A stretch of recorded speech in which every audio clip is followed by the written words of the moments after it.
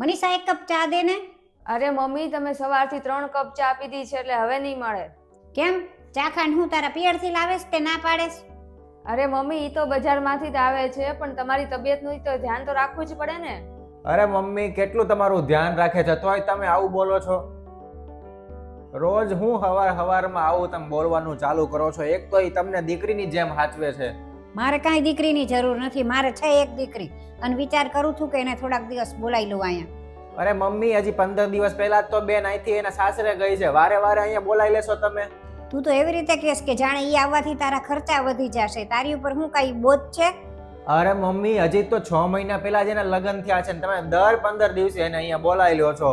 આમાં તો એ કઈ રીતના એના સાસરે સેટ થાહે? તમારી તો મને નથી ખબર, પણ મને તો બહુ મન થાય છે મારી છોકરી હારે રહેવાનું. વિચાર કરું છું કે થોડાક દિવસ એને ત્યાં જ રહેવા વહી જાવ.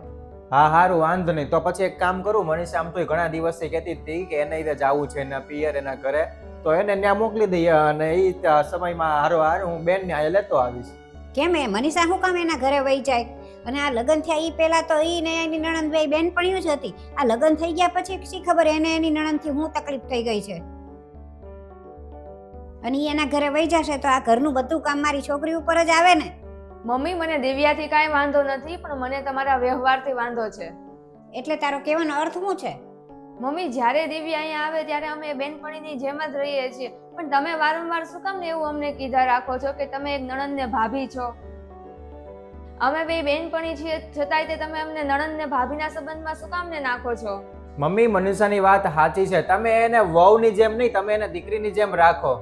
વહુ લાવી છું તો વહુની જેમ જ રાખું ને. દીકરી તો મને ભગવાને દીધેલી જ છે.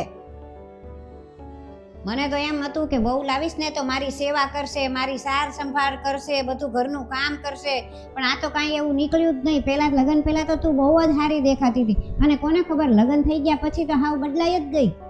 એટલે તમને દીકરી જેવી વહુ નહીં પણ મશીન જેવી વહુ જોતી હતી. અને હું તમારી હામાં હા કરું તો હું સારી, અને મેં કદાચ મારી મરજીથી કાંઈ પણ કર્યું તો હું ખરાબ.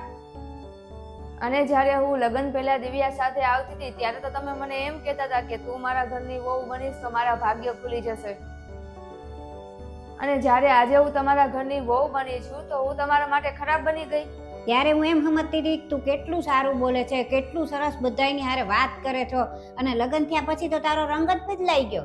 મમ્મી, જ્યારે કોઈ છોકરી લગ્ન કરીને એ ઘરમાં આવે ને ત્યારે એ પરિવારનો એ સાથ, પ્રેમ અને સહકાર માંગતી હોય છે, પણ તમે કોઈ દિવસ મને દીકરી ગણી જ નહીં, ખાલી વહુ જ ગણી.